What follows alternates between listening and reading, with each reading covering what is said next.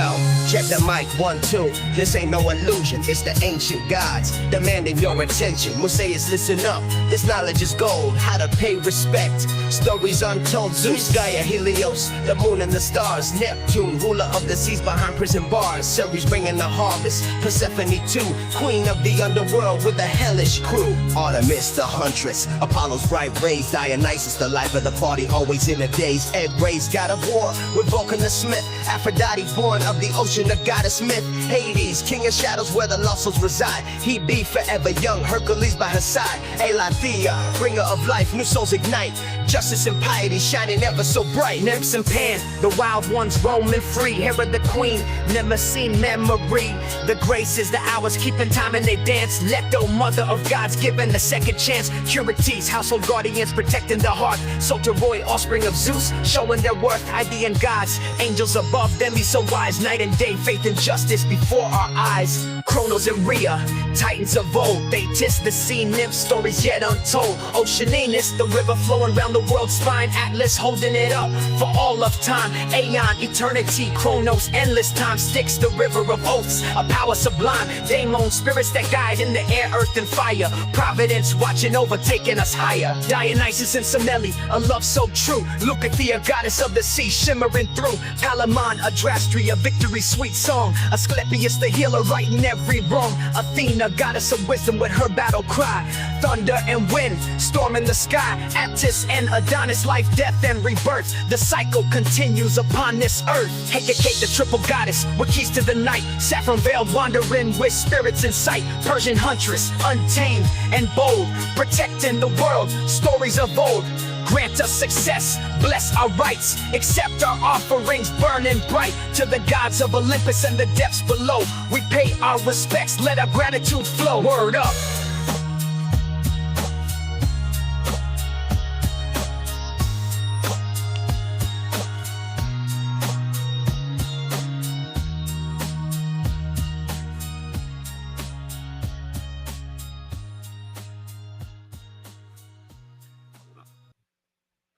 All right, guys. Welcome back. Welcome back. Today, we are going to take a journey. We're going to take a journey into late antiquity, perhaps a little farther back, perhaps a few millennia back. Today, we're going to be looking into the mysteries of the Orphic current. Now, that's kind of my jam. It's kind of my thing. But what we like to do on this channel, of course, is see how these different traditions potentially play off of each other. And towards the end of it, we're going to focus primarily on the Orphic tradition. But towards the end of it, we're going to see how this particular ritual code that I've identified within the hymn to Musaeus is also reflected in the Eleusinian Mysteries and the story of Exodus. Since in our last live, we talked about who is this Musaeus, and who is Moses. I thought it was fitting to see if there was any correlation or any kind of ritual or initiatic structure between some of the Mosaic literature and this Orphic literature. But most of today will be focused on the Orphic hymn and the ritual that is kind of embedded within the hymn itself, the poetic technology that is also hidden within these poems. And we're going to take just kind of a deeper look into what this corpus of hymns are really for in an initiatic way. When I first started getting involved with the hymns in general, I thought them as really nice functional pieces for theatrical or magical praxis. And that they are. They're really, really good at dialing you into a specific energy, a specific deity form, and they can be used in a magical way as well to, say, petition for something, right? And there's this entire corpus of 80-something hymns and potentially more if you look at what Proclus is putting together and what some of the other late antiquity Neoplatonics put together. We have a bunch of fragments of hymns. In fact, most of these hymns come to us from those authors. We don't have any like originals of these. And so this entire corpus, and I got a copy of the Patrick Dunn right here. And Yeah, I noticed that. Yeah, Mario. The Romans do have hymns as well. They followed in that kind of path. I mean, most of the Roman gods are somewhat facsimiles of the Greek gods, so you could take these and use them in a Roman context. In fact, the Thomas Taylor translations are basically pitted towards the Roman or pushed towards the Roman lean. Um, but yeah, so this is one of my favorite editions from Patrick Dunn. It's got a nice little introduction to the Orphic hymns, how they can be used, and some great translations, including the original Greek, which is fun if you are a big nerd with that sort of thing. So yeah, I highly recommend this one. There are other options as well.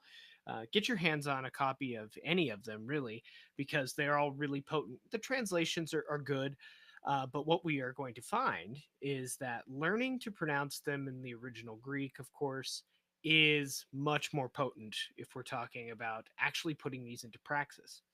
And that's kind of what we're going to get at today. But today I wanted to start out kind of talking about this journey that I've been on with the hymns. And when I first started getting into it, like I said, there were functional pieces, there were ways for me to tune in, there were ways for me to get an idea of the mythic construction of these god forms early on. And it was like, okay, so we've got one of each of all the different gods. In fact, some of the gods have several, like different epithetic renditions or different functions. So Zeus has a few, a couple other, Bacchus has a few. There's just some deities have more, and we don't have a full corpus of them, right? So we're missing a ton of them.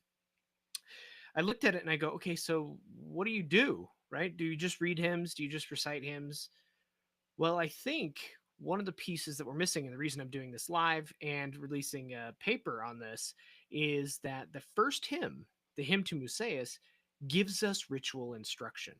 So what I did was I took it apart, I went into it, analyzed the Greek, looked at it, um, and what I found was kind of interesting. And that's what I'm here to show you today. So I want to start out just by going ahead and reading. I'm going to make this a little bigger for you guys because I think that.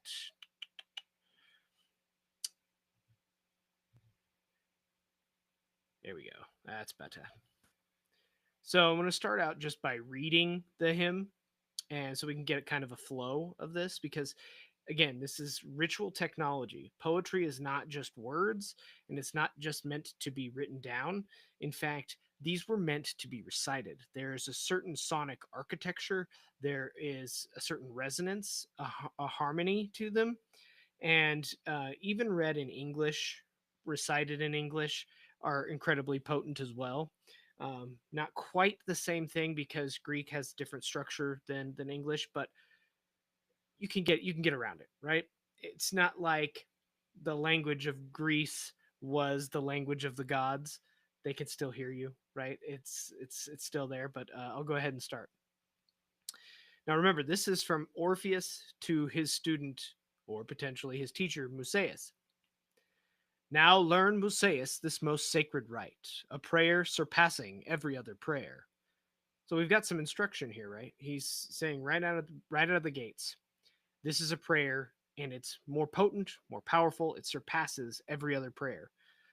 Out of all of the corpus that follows, all the other 80 some odd hymns, this one is the one. He's almost saying, if you lose everything else, just use this hymn. Just make sure you don't lose this one. And he continues, Zeus the king and Gaia too, and holy heavenly flames of Helios and means holy light. All stars and you, Poseidon, who fold around the earth with your dark hair. Holy Persephone and Demeter, giver of goodly fruit. And Artemis, the maiden who pours arrows. And Eos Phobos, you who dwell in Delphi's sacred plain. Dionysus, you who bear greatest honor among the gods in the sacred dance. And passionate Ares, and the sacred strength of Hephaestus, and the goddess born from foam, who won the gifts of greatest grace. And you, Chthonic king, strong and eminent Daimon, and Hebe and Iliathea, and the noble strength of Heracles, and the great help of justice and piety, I invoke splendid nymphs and greatest Pan, and Hera, the round-bosomed wife of Zeus, aegis-bearing, lovely Mnemosyne, and the 9 sacred Musae, and the graces, and the seasons, and the year.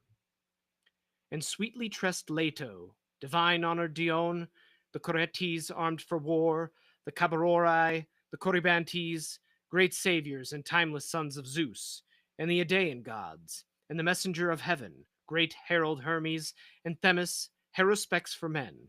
And I call on night the oldest and the day, who brings the light, and on faith and Dike, and on noble Thesmodotera, Rhea, and Kronos, black-veiled Tethys, the mighty ocean with ocean's daughters, the perfect strength of Atlas and of Aeon, Kronos the ever-flowing, the shining waters of Styx, gentle gods, and good Pronoia, the most holy daimon, and the daimon baneful to mortals too, and the daimons of heaven, and of the air, and the water and earth, under the earth and coursing through fire, and Semele of Bacchus, and each Bacchanal, and Ino Leucothea, and Pelaemon, bringer of happiness, and sweetly speaking Nike, Lady Adrastea, and the powerful king Asclepius, who bears the soothing balm, and maiden Pallas, who rouses battle to all winds and the thunder, and the limbs of the four-pillared cosmos. I cry, I call the mother of the gods, and on Attis and men, and divine Urania, with holy immortal Adonis, and on the beginning and the ending as well, for in everything these are the greatest, gracious ones to come with hearts full of joy to this sacred rite and holy libation. Yes, let that sink in, let it wash over you. So, what we're looking at here is a super poem. It's got every single piece, every single energetic signature, every single resonance of the divine embedded within it. It has several different triads, and that's what we're really going to get in today. And this analysis that I'm taking you through is built on analyzing the poem for its specific triadic structure based on what the Neoplatonists were up to, and some other things. There's some Pythagorean elements in here as well. But what we're looking at is a poem that is meant, in my opinion, to be initiatic, whether spoken or encoding an actual ritual practice that can be potentially reconstructed. And I'm working on that right now. Like I said, there's a paper that I'm getting ready to publish that talks about what we find within the poem from this reconstruction that I'm developing. And I got really excited, and I was like, I have to do a live about this, because more often than not, you see people say, "Oh, here's a hymn, use this one," out of context, without even really being initiated into the Orphic current itself. One of the things we know about these ritual cults, these magical practices, is initiation is vital. Now, the poems themselves, they have a specific resonance, and without initiation I think they still hold power because of the technology that's within them. But I think that without utilizing the first hymn in some context before working with some of the others, you're limiting yourself. You're limiting what can come of it. And I think it's also limiting the understanding of what's being said, right? Now, if we're approaching this purely from a practical standpoint, I'm going to take a hymn, I'm going to use it for some magical practice or some mystery that I want to contemplate. That's fine.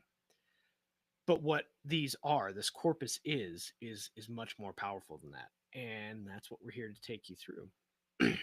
So I'm going to start with this idea of the power of poetry. When I started working with texts like these in practice as well as study, I think it was when I was working through the Egyptian Book of the Dead, the Book of Coming Forth by Day, that I found myself in a bind. I'm putting myself through this ritual initiation for like 60 days, it was, and I'm reciting every day from the Book of the Dead. And I'm like, it can't be this simple. So much of Western magic, so much of the esotericism of the West is chock full of these ritual procedures and all these physical gestures and gyrations and things like that. And I was thinking to myself, they seem so fixated on just speech. It's only the speech. Now, the Book of the Dead has other elements. Certain offerings are supposed to be made at certain times, other ritual elements that are supposed to happen, but it's not nearly as precise or as technical in the physical operation that you're engaging in. So I asked myself, why is that? What is it that we have lost as far as understanding the power of speech? Now, to the ancients, to the mythopoetic mind, speech is a living organism. It is a magical process. And so whatever is spoken is automatically magical. Today, when somebody says something, we treat it as innocuous, as particularly uh, non physical, right? So much of our society is garnered on things like, let's just take the child aphorism of sticks and stones may break my bones, but words will never hurt me, right? We treat words as if they have no power, but they have tremendous power. There is, like I said, a sonic architecture. There is a harmonic resonance in the particular words that we use. In fact, just think about the words that I'm speaking to you right now. I am conjuring within your mind space a specific idea through vibrations, through and across space and time. If that's not magical already, I don't know what is. That's just a little backstory on what I was going through when I started working with these. I'm like, it can't be that easy, but it is. It really is. And the words themselves have power. You lose some of that power too, I think, when you start translating. It doesn't completely dissipate, but if you say remove some of the English translations of the God form names and learn the Greek, you don't have to learn the Greek for the entire poem, but learn the Greek epithets, and that is enough to give you some more of that juice back. So let's think about what poetry was for them. So it was the container for mythic narrative. Works like the Orphic Hymns were vessels for transmitting sacred stories, cosmological knowledge, and they were basically a carrier for the mystery. They also, in some cases, and in this case, I'm basically stating that specific language, specific meter, structural elements of the Orphic poetry have encoded instructions for ritual action. In fact, I think that one of the things that really took me down this avenue trying to explore this particular concept is the idea of druid triads. Um, in the OBOD, the Order of Bards, Ovids, and Druids in England, which is a neo-pagan reconstruction of the Druid religion, there's a big fixation, and we kind of look back into some of the Roman authors on this, where they state that they spoke in these triads, these kind of like mnemonic devices. And these particular mnemonic devices encode more stories. So learning a poetic set of 3 lines encodes way more information in the brain and helps with memorization. Remember, if you're traveling around, you can't carry a whole bunch of books on linguistic reference, on grammar, on all these sorts of things. In fact, many of the ancient cults didn't distribute literature for that very reason. It was orally transmitted, orally transmitted and memorized. You had to memorize these things first. And poetry is a great way to do that. It's a great way to pack a bunch of information in image format into the human brain and the human speech pattern. So it's definitely got the technology to do what we're about to do. And the specific resonance, the sonic architecture, essentially what they are thinking, at least for the Greeks, and I know this was the same way for the Egyptians, because it's really how they thought. Everything was speech. Everything was brought in by speech. There is an evocation of the divine with a specific speech pattern. You can evoke religious ecstasy. You can evoke a religious experience with poetry and with the spoken word. So let's get moving here. Nice little quote. Poetry played a crucial role in Orphic practices, serving as a means of transmitting sacred narratives and as a ritual technology for altered states of consciousness. Who's that OD guy? I don't know. Seems like cool guy. Okay. So, poetic devices, meter, assonance, repetition. There's another piece that I recently published on the Orphic Hymn, one of the first ones to Zeus, where repetition of a name, the specific meter, starts showing us that there's theological elements in these things. So one of the things I really want to get through to you is that these are not just they're not just inspired, right? We tend to think of poetry as non-technical, that it's art. It's a sort of flowing inspiration that comes to someone. But what I want you to understand is these dudes and women who were working on this poetry at that time, they weren't just inspired, they were technicians of language. They were precise in the sonic architecture, the harmonic resonance of the words they chose. There's a power within that allows them to transmit something that can't be said in other ways. So when we are speaking or reciting these ritual documents, these ritual hymns, there is a specific element based on the words they chose, which is why when we translate it, we lose some of that. We are losing information that is not coming through anymore. So that's why I challenge you to look at this in Greek as well. We won't be doing that here because, well, I am not a master of linguistics and or ancient Greek, although I am studying. So what I did was a textual analysis. Now, Athanasakis in his Orphic Hymns book says, it's clear that these hymns were used in actual religious practice and that they were meant to be sung or chanted aloud. So reading them is great. Reading them is fine, but these were meant to be put into ritual practice. So it's definitely something that we can see is meant to be acted out, not just necessarily spoken, but there is a performative element to these. Comparing them to their own tradition, the Orphic tablets that we find in the graves that were carried by people hoping to take their living catabasis rituals into death so that they could traverse the underworld, give us a parallel in the hymns in that language of their specific religious ideas. So what I did was kind of bring some of that Orphic tablet literature over into the analysis of this hymn to give us a better understanding of what we might be doing if we were to enact the hymn itself. And then, of course, going with somebody like Plato, some of the other authors here, my idea was what are the Neoplatonists? What are the original Platonists? I kind of skipped over the Middle Platonists for reasons. What would they say from a theurgical standpoint? If this is a religious mystery, there must be practical operational things that need to occur. And so that was part of the methodology. I just wanted to bring that up here.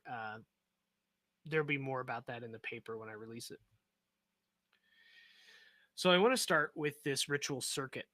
And this ritual circuit here is found within the hymn. Okay. Now, the hymn, let me grab the hymn real quick so that I can bring it up for you whenever we are coming across this, because there's so many names. From the get-go, he says, now learn, Musaeus, this most sacred rite. He starts out Zeus the king and Gaia. So we have a point, a monad, and a dyad immediately. And then we have the next name, Helios is the next name. So chronologically, we see a formation of triads that have specific purpose. Now, Zeus being the male father figure monad, this fits in with the Pythagoreans and how they saw things. It was always the monad was a male figure. The dyad then transmits the images, the ideas of the father figure, and generates them into reality. So it isn't even necessarily hierarchical as in one is bigger or better than two. In fact, there was more power for the Pythagoreans in the infinite dyad. So both the dyad of Gaia, the mother, Gaia, Rhea, Hera, all of the names, they're basically all the same force for the Pythagoreans and the Orphics.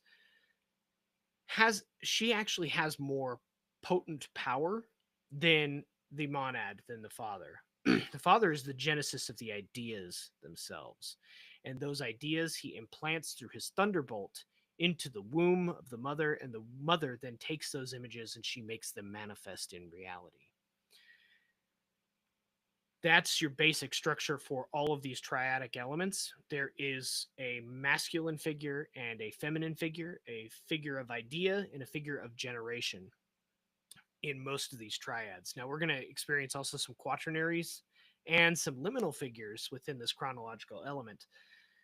So there are some holes in my theory, but I think that most of this is pretty sound. So we've got Zeus and Gaia and Helios acting as a cosmic orientation. So right out of the gates, we have Zeus, Gaia, Helios. Then we have Helios, Selene, and Mars. Now, in this translation, it's pronounced as Menes, which means and Selene, both moon goddesses, but it's more like an aspect situation here, where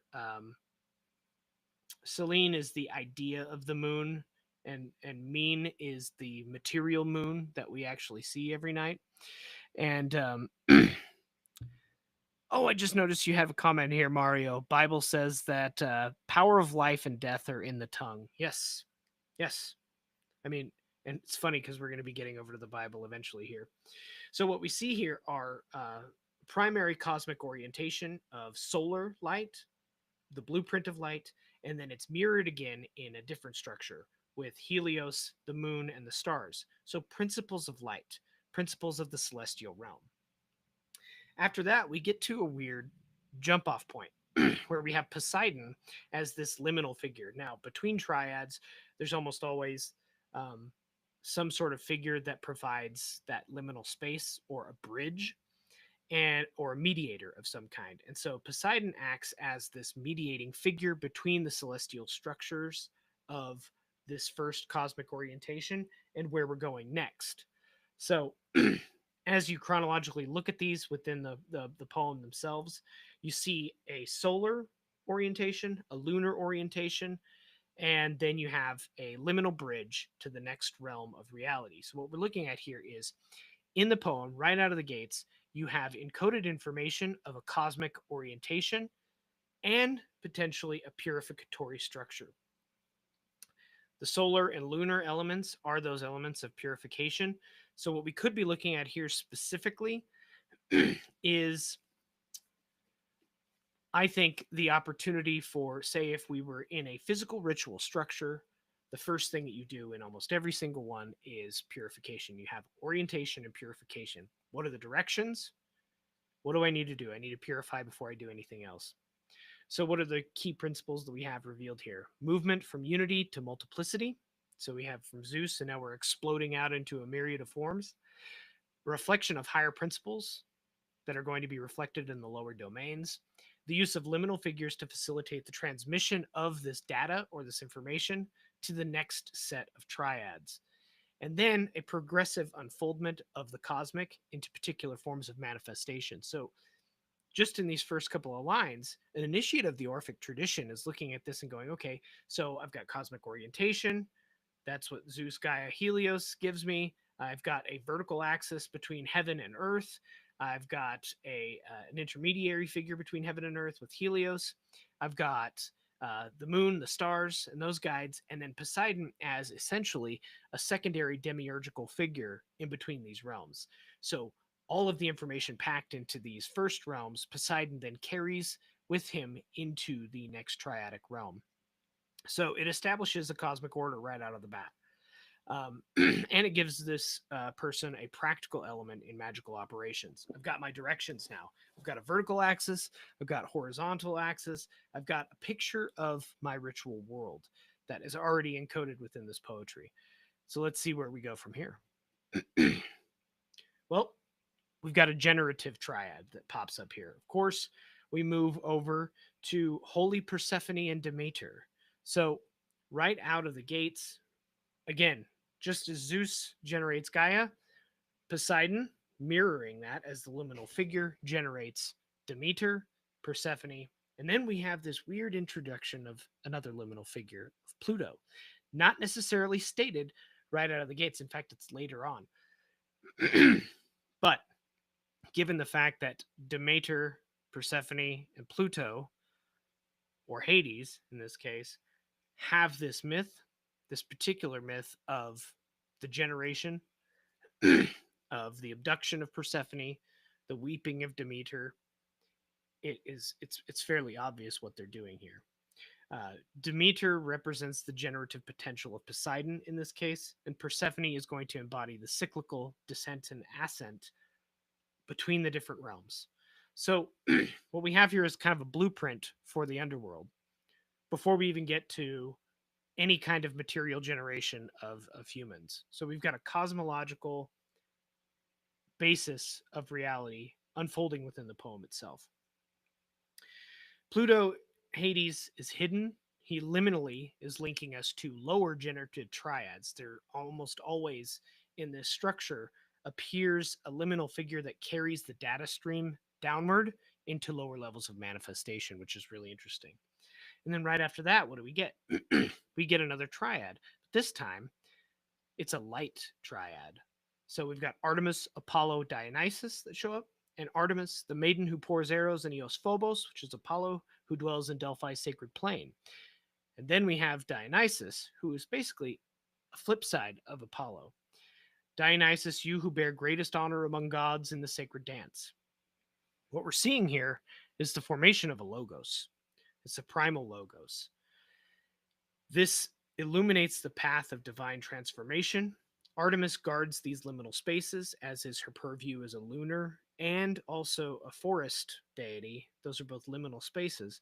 And Apollo represents the divine intellect being translated. So Zeus being the prime intellect in the first set of triads. In the secondary set of triads, his son Apollo is a more refined element, just like we see in the Christian theologies of Jesus and your Yahweh.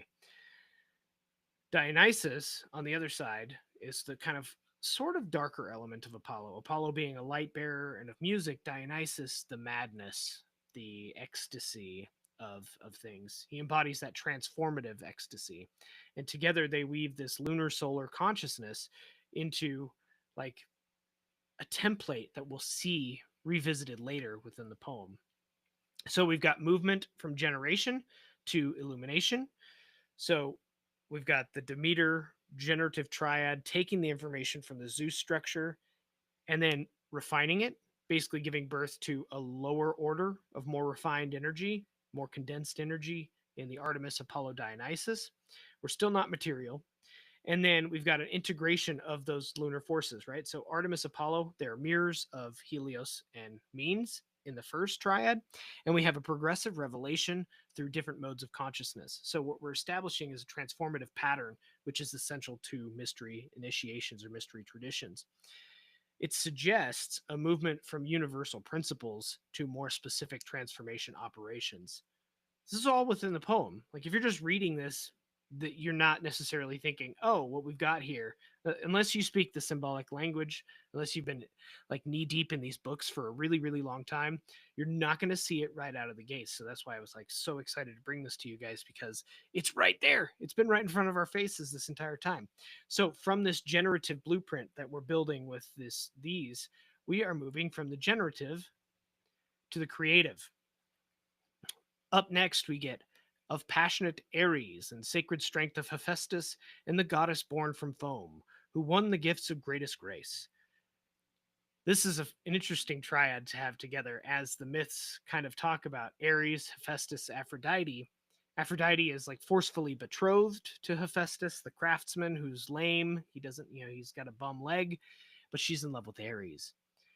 Both Ares and Aphrodite, these containments of the creative, but they're like poles, right? They're both passionate poles.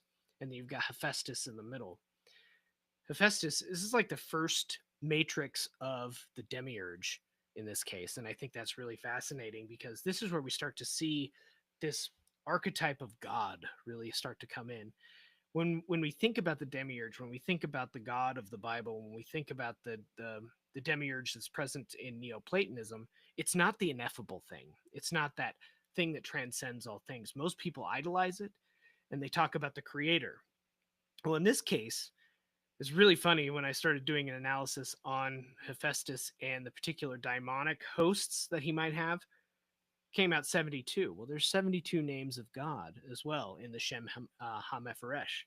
72 names of God, 72 particular names of Hephaestus as well. That's a Pythagorean construct based on his name. So there's a specific mathematical resonance there with the creator. Are we dealing with the same guy? Maybe, maybe.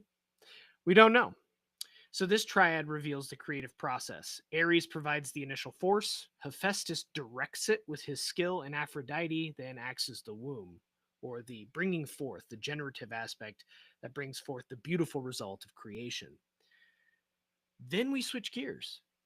We move on to something that's not as well known.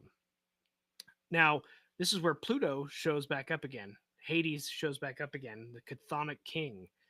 So from this creative matrix of Ares, Hephaestus, and Aphrodite, we get Hebe, the cupbearer, Hercules, and Eleuthaea, the birth mother. So this sequence bridges creation and ethical action, and Hades governs that transformation, that moving from that creative force into something more material. So we're kind of moving away from this ethereal blueprint, and we're moving closer and closer into the generation of matter. Let me see. Let me check in here. Hephaestus, Ta, Yahweh, maybe the demiurge. Yes, son. That is correct. That's my postulation, anyways. I think that at least the idea of a creator god, they all share the same kind of ideas. They're not ineffable, but in order for material reality to manifest, the Platonists, the Neoplatonics, thought there had to be a fashioner of some sort of being that's basic job was to craft the material world. So as you get the ideas that trickle down through these, then the creator then creates them. So in this sequence, we have Hades bringing all of that energy in to a more material form. And so we see kind of an idea. So Hebe, the cup, so she's got a womb. Hercules is that brute force strength. And then we have Eleuthaea, which I'm not really great at pronouncing that one yet, is the mother of birth pangs. So we have this manifestation into the world, and we have a progressive refinement of this raw force, this manifested beauty, and what it's going to become next. We have to set the ground for what's coming next. The integration of that power of passion, of force, of creative force, of Heracles, has to be put into the right container. And that next piece of the puzzle is cosmic law. Let me see if I got anything else here. Quaternary structure here, because we have Pluto re-engaging from the upper levels of the triadic structure. And so he's bridging that generative realm into this creative realm, and helps manifest that power down into emergence. So let's keep moving, because there's still a lot. The next thing we need for creation to occur is a cosmic structure, and that's where law comes into this. So the first things that are basically brought into reality are these cosmic laws: justice, Dike, Eusebia, piety, and memory. These three things are the basis of what all things have to function under. There has to be a sense of balance, which is your Dike, your justice. There's a sense of piety, of reverence of some kind. And then there's the memory of our origin, the memory of our divinity. So this establishes an ethical framework for the divine operations, and basically it's kind of like the guidelines that we're meant to follow, but it's kind of like the Pirates of the Caribbean guidelines. Are we going to follow them? We should. So piety, justice represents divine law, but piety embodies a proper relationship with those divine powers. So it's kind of like our guide to how we're supposed to act. And then memory ensures the continuation of that divine knowledge as we further and further move down into lower levels of condensed matter. And Mnemosyne appears to function similarly to Pluto, again acting as a liminal bridge to lower orders, And then we've got this weird element, and I couldn't quite figure this out until a little bit later when I was analyzing it. I couldn't figure out where Pan fit. Well, Pan, basically just another name for the logos, this basically liminal connective tissue of the natural law. Pan's often symbolized as like this flute playing satyr, right? That's just one of the elements of the Dionysus myth, and there are some separations between the two, but basically what we're dealing with is the same. It's like the logos moving into lower orders, and basically functioning as the connective tissue of the universe that will come out of it. So we have a cosmic law structure being placed here, and a proper relationship between divine beings and humans and the human realm. So this is like almost like the creation of the firmament. Everything after this starts to move further and further into the world of humanity, of humans. I think it suggests a cosmic law. It also gives the underpinning for the next phase of generation. So after this, I think that I can't remember the insertion of Pan here. Yeah, we already talked about that. That's interesting. But the previous triads were demiurgical, and now this is like the law being set down. Okay, let's keep moving. Keep moving. Still kind of sticking with law, there is a seasonal and a temporal complex that comes after that. So the next triad is Hera, Mnemosyne, and the Ori.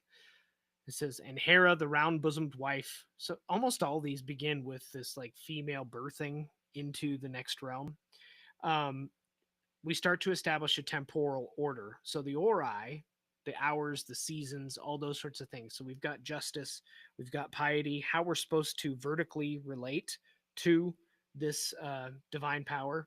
And now we've got the structure kind of directionally. We are building kind of on an x-axis instead of the y. There's embodying also time. So seasons. This is the first time that we have time really kind of come into the picture. We don't have Chronos show up yet. So this is like the idea of time being set down. And then we follow that up with more of Zeus's wives. So we get Leto, who is the mother of Apollo and Artemis. So at this time, wait a minute. How is Leto coming in the structure after Apollo and Artemis? Apollo and Artemis not necessarily manifest yet, not as beings. It's like they're like the ideas within the mind of the one, slowly being churned out into greater and greater forms. So now we have this whole mother complex. This entire thing is basically female. In fact, other than the Idaean gods, which are essentially like the fingers of God, the dactyls is what they're called. They're essentially like the working hands of the demiurge. And those are typically perceived as male. But we have Hera, female, Mnemosyne, female, Ori, they're all female, Leto, Dione, Nyx, Hemera, Pistis, and Dike all come into this next part of the poem. And what we're establishing here is the eternal principles of what the manifest world is going to be, and the importance of the maternal, the nurturing powers of divine manifestation. So we don't have much here other than Hermes, who shows up here as a liminal figure within that. And so we see in the lines from the hymn, we see Hera, we see Mnemosyne and the Graces, followed up by Dione and the Idaean gods, which are the Coretes. These are really interesting beings. Most of them are supporting or protecting the divine realm and the mortal realm from being in direct contact.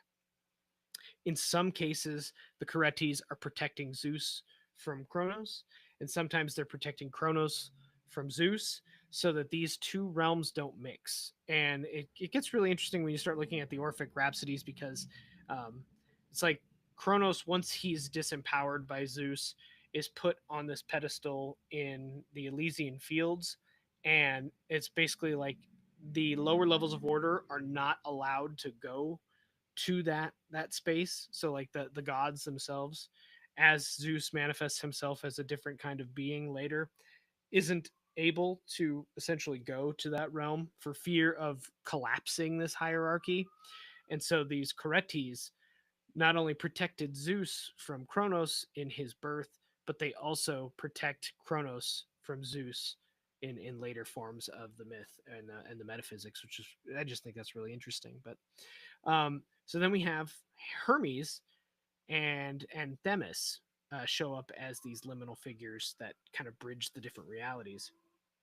But we have Leto, Dione, we have Nyx, Hemera, so night and day, and wisdom. And then again, Dike appearing from a higher level of order. This one is kind of a mess, and I still need to work on it some and figure out the exact mechanics of it. But essentially, what we're dealing with is this idea of time coming into space. And as we start to put time into it, everything starts to get really wonky. And that kind of fits if you think about it. Time is interesting for us here. Okay, time is actually the thing that makes us have perception instead of being an eternity. And so as we see time impact this metaphysical triad, things just get wonky. Hermes, almost forgot it. Hermes is the lower manifestation of the logos in this realm, right? Apollo, Artemis, Dionysus are the logos in a higher realm, and Hermes acts as the angeloi, the messenger of that logos in the lower realms. So we have the superstructure of creation that moves into the next piece, which is matter. Now we see matter being brought in here in this ritual structure.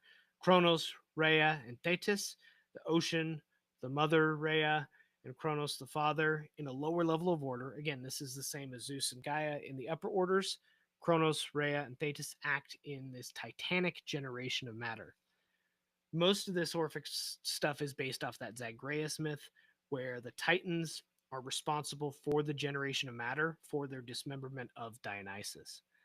When they dismember Dionysus, Zeus zaps them, turns them into ash, and from that ash and water, Zeus generates mortal men. So this triad represents pre-Olympian order, but we've got time kind of flowing now. So time was established. Now time is reigning in this next level of reality, and we have a flowing manifestation of creation. Thetis is that kind of like flowing water. Rhea is the earth, mud and water. If we think back to the Orphic Rhapsodies, it's the beginning of everything. And then we have some other interesting pieces here as well. Oceanus, Atlas, Aeon, and Kronos. Again, time. Time is present. So what we're looking at here is a relationship between those divine orders of manifestation on the higher and how they come into our world now. And this is the integration of spatial and temporal boundaries. So generation of matter, and I spelled it this way on purpose because matter, of course, means mother in many of these. Let's just keep going. There's a lot in here, and I don't want to just like read off of here because I think there's so much more to dive into.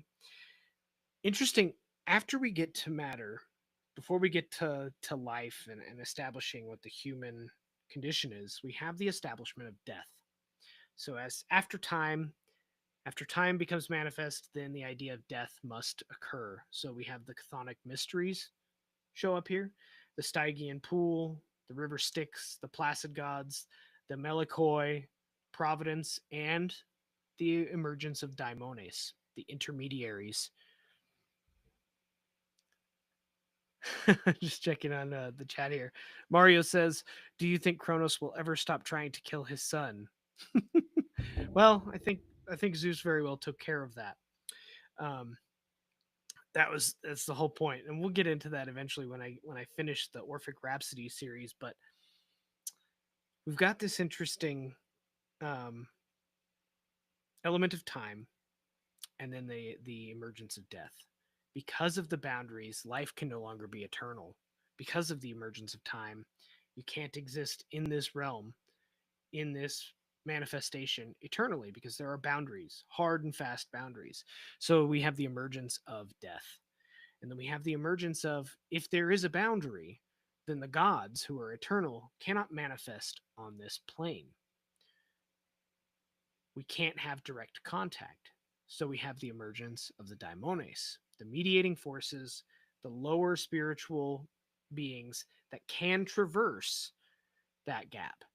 And so we have the emergence of the pronoia, which is the good daimon, the one that we're all seeking in the HGA operations, we have that emergence here after the generation of time. The pronoia, the daimones, they all show up here. This is the emergence of that mediating power, and it starts to establish theurgic principles. We have the mysteries of life and death. And then we get the Dionysian mystery complex. After that part of the poem, they go right back into the Logos. And Semele of Bacchus, and each Bacchanal, and Ino Leucothea, and Palemon, the bringer of happiness. So who are these characters? Kind of know Bacchus and Dionysus, most people do. Semele is his mother, the mortal woman who basically brings him, who gets implanted by Zeus. So we have a divine element implanting it into a mortal woman, kind of essentially an immaculate birth. If we have a mortal woman, Zeus can't come to this plane, so he has to act as an intermediary, sending some messenger, essentially, to implant his son, Zagreus, into Semele. So we have an immaculate conception. And then these other two names are really interesting. Leucothea was transformed from a mortal being into a divine being in one of the myths of the Dionysian mystery complex, and basically exemplifies the successful divine transformation. So from a human to a divine being. And Palemon is another deified mortal who reinforces this pattern of apotheosis is possible. That is the whole point of the mystery tradition, is to take the mortal and make it immortal. It's the completion of the divine pattern, the transformation of the mystery of death and the mystery of time. And that's what we're seeing. We see this entire cosmic structure just plays out within the hymn. Okay. I need to take a breath. I'm almost out of breath. It's a long piece. So this is our basis for the ritual of transformation. What follows? Victory, inescapable fate, divine healing. This is a healing, as Plato would say, of our memory. Because we're limited by time, we have perspective. We don't have the perspective of our divinity, of our original form, of where we come from. So we require healing. And so the Orphics very cleverly say, Nike, there is a victory. Follow the Dionysian mystery complex, there is a victory. It is an inescapable fate. Sweetly speaking Nike and Lady Adrastea, and the powerful king Asclepius, who bears the soothing balm. The soothing balm of what? Of death. Of death. There is a way out, because you're following the Logos, the first idea of divinity. It's recognition of the fact that we have the mystery to get out. But how do we enact that, right? Well, we have to follow the right way of living. That's where the next piece comes in, and maiden Pallas, who rouses battle to all the winds and the thunder and the limbs of the four-pillared cosmos. Athena represents wisdom in guiding our actions with skillful engagement with the cosmic forces, discernment, temperance, all the cardinal virtues of the Platonics. And the winds symbolize this motion, this multi-directional nature of divine influence. And the thunder is that divine power. It's that spark. And so what we see here is within wisdom, we are finding the markers for how to do this. These are symbolic. They're metaphysical, right? The winds, the breath, the thunder, that spark of divinity, and the four-pillared cosmos. This is really interesting to me because the four pillars, I think what they're referring to here are the four titans, the four titan brothers that are bound within Tartarus. Upon killing Zagreus, the titans are killed in some myths, and sometimes they're imprisoned in Tartarus. But Tartarus is essentially the foundation of all reality. Tartarus is really that chaos that everything is born out of. And so Zeus banishes them there to do what Atlas does for the heavens. They basically sit there bound at the pillars of the cosmos. What I think this is telling us, at least, is that wisdom, the cardinal virtues, that's the way that we live correctly under the Dionysian mystery in order to achieve apotheosis. So theurgically, there is a divine operation within the wisdom tradition to get us out of this bind of time and death.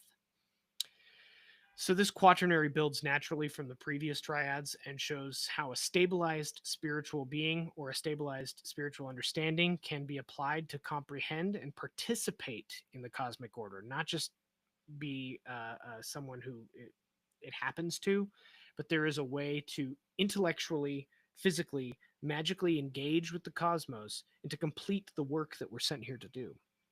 It prepares the initiate for the final sequence, the final thing, the thing that we're here to do. It's the final mystery, the Attis and the Adonis complex. And it leads us all back to my favorite goddess, Aphrodite Urania, the one who's so close to my heart, I wear her pendant. The mother of the gods appears first here, representing the source from which all divine manifestation proceeds. Her placement at this stage is significant because it shows how the complete initiatory journey leads us back to the primordial source. We're born into this, we're going to return to it. And then you have the myths, and I think this is tacked on a little bit later. This may not have always been there, but there's always been a Near Eastern influence. And that's where this idea of Urania, Attis, Adonis comes from, the Near East, Anatolia. And it might have been bolted on because the Orphics have kind of always had links there. But my thinking is the Dionysian thing happens pre the emergence of men, and it's almost like Urania, she's the queen of heaven, but she's also the mother of us all. It says here, I cry, I call the mother of the gods and Attis and men, and divine Urania with holy immortal Adonis, and on the beginning and the ending as well, the Alpha, the Omega. And for in everything, these are the greatest gracious ones to come with hearts full of joy to this sacred light and holy libation. And that's the end of the hymn. It's a recognition of our divine source from the mother, our understanding of transformational processes through the vegetative gods. So Attis and Adonis are basically like Near Eastern comparisons to Osiris. And then also the realization of ultimate unity, the beginning and the ending. It's in this ending of the generation of matter that we have the ability to interact with the divine. It's not after we're dead. It's not any of those things. It's here and it's now. And this emphasis on joy, approaching the sacred rite, suggests that realization leads not to like some solemn gravity, but a joyful participation, one of gospel, right? Good news. The initiate comes to understand that the ritual practice itself is both the means and the highest expression of spiritual realization. And I think I got some more in the chat here. Thanks for chiming in, Zephyr. Yes. Apollo and Artemis, Castor, Pollux. There's a lot of those dualities at play here. And so there's a strophic structure to the hymn. This composition creates this ritual movement, and the stanzas build in a triadic structure. We can see that.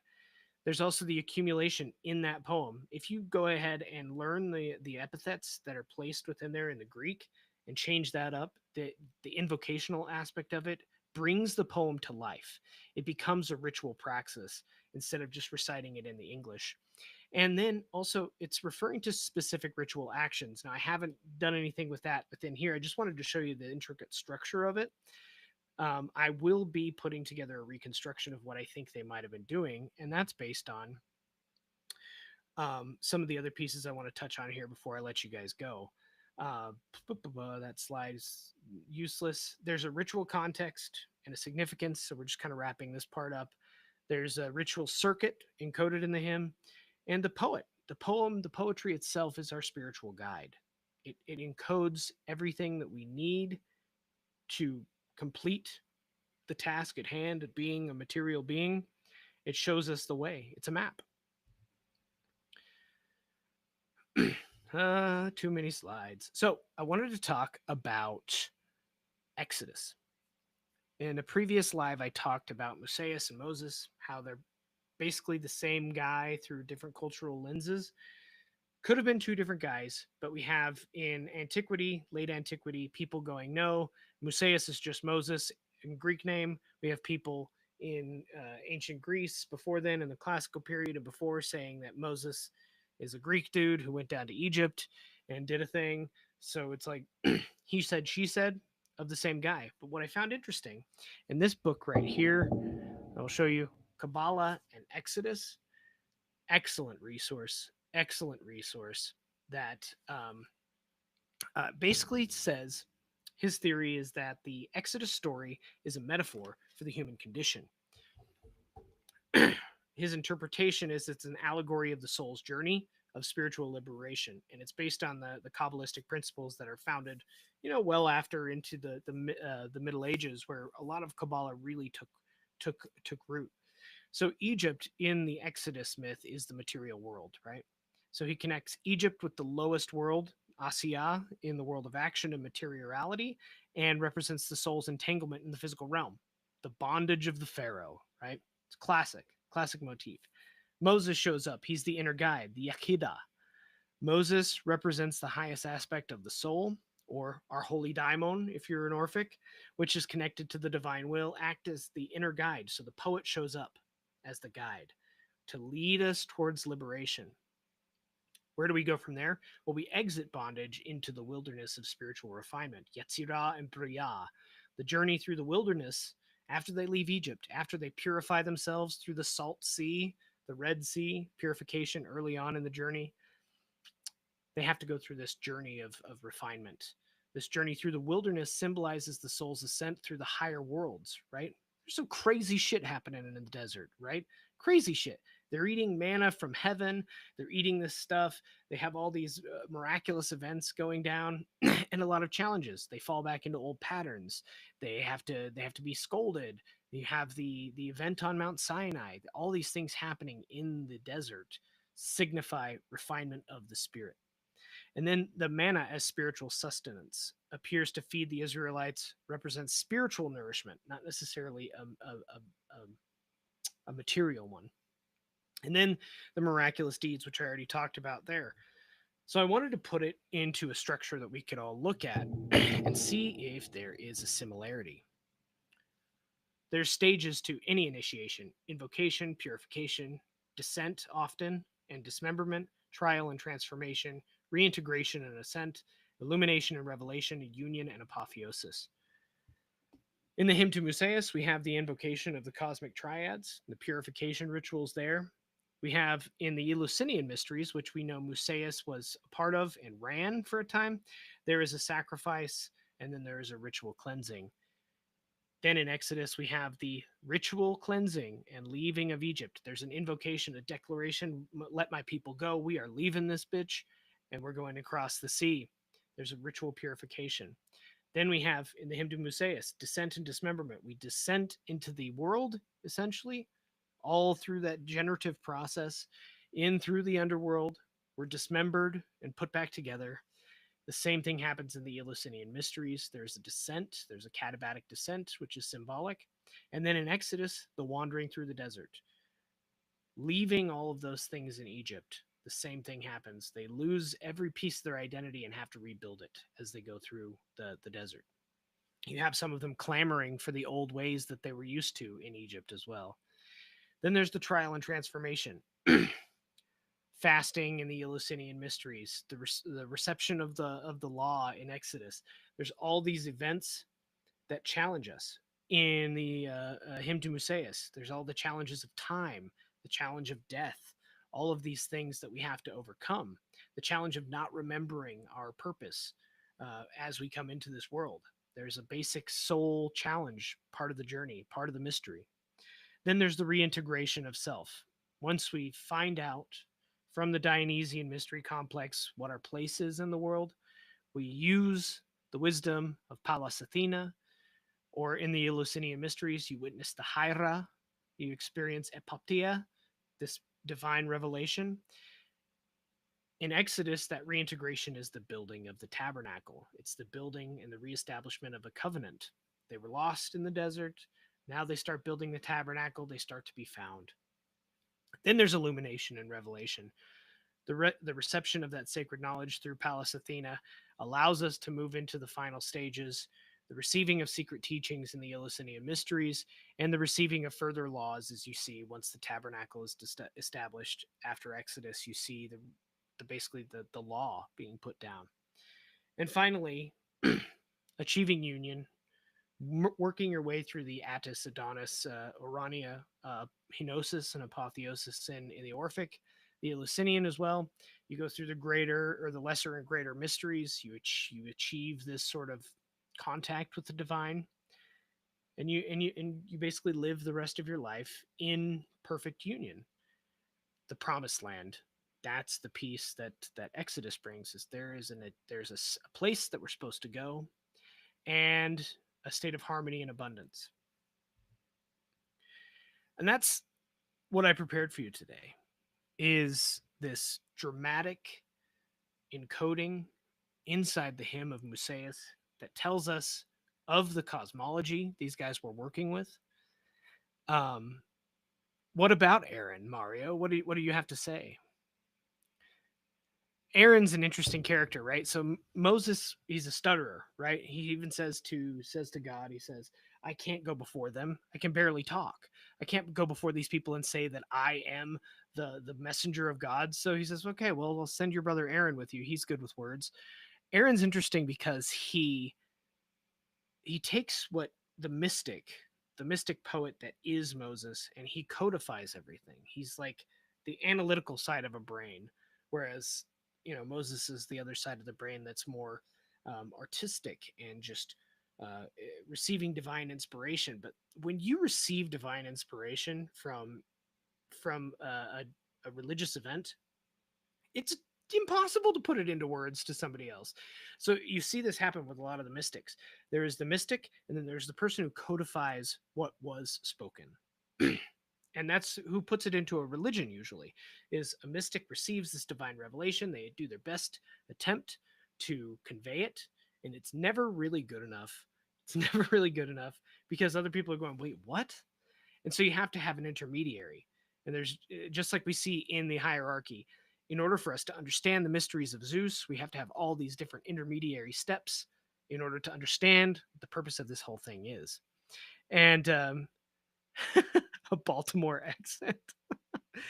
Let's see. Gregory of Nyssa says Aaron represents the guardian angel and demon appointed to each soul.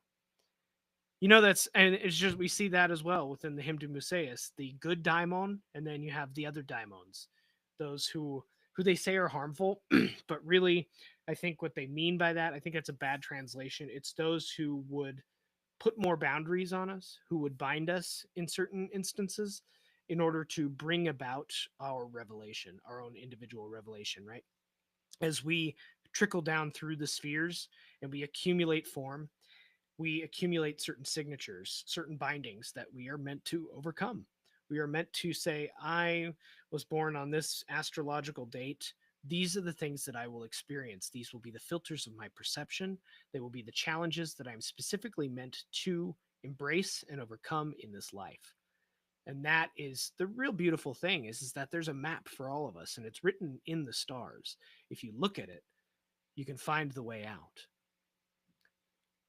I think that's just the best place to end this, don't you think? Well, thanks everybody for coming. I got to get ready for the rest of my day. I really appreciate you guys tuning in and being so lively in the chat today.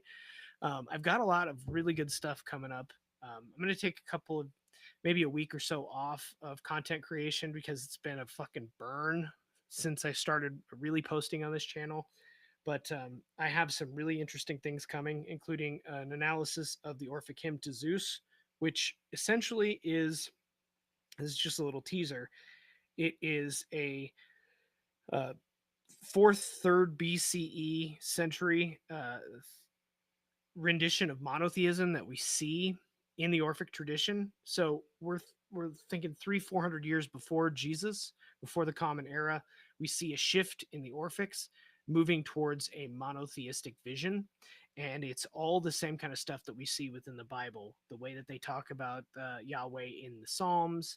And I've been putting together some academic stuff on it, and I will be bringing that to you as well, an analysis of that line by line, which will probably take a couple of lives. But in the new year, I'm hoping to do a lot more of this and keep up with some of the other long form, more creative and more fun stuff, like the videos on Nyx and Uranus and all those sorts of things. So okay. Jimmy Hoffa too. I love the activity on the chat, guys. I really appreciate it. Please feel free to share this channel, share this content with your friends if you found value in it. I'm going to let you guys go. Peace be with you.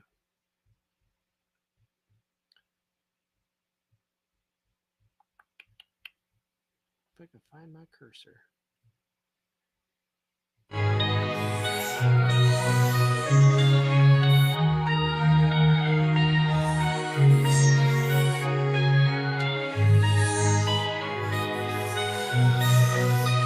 Yo, check the mic, 1, 2. This ain't no illusion, it's the ancient gods demanding your attention. Musaeus, listen up, this knowledge is gold. How to pay respect, stories untold. Zeus, Gaia, Helios, the moon and the stars. Neptune, ruler of the seas behind prison bars. Ceres bringing the harvest. Persephone too, queen of the underworld with a hellish crew. Artemis, the huntress. Apollo's bright rays. Dionysus, the life of the party, always in a daze. Ed Ray's god of war with Vulcan the smith. Aphrodite, born of the ocean, the goddess myth. Hades, king of shadows where the lost souls reside. He be forever young, Hercules by her side. Elathea, bringer of life, new souls ignite.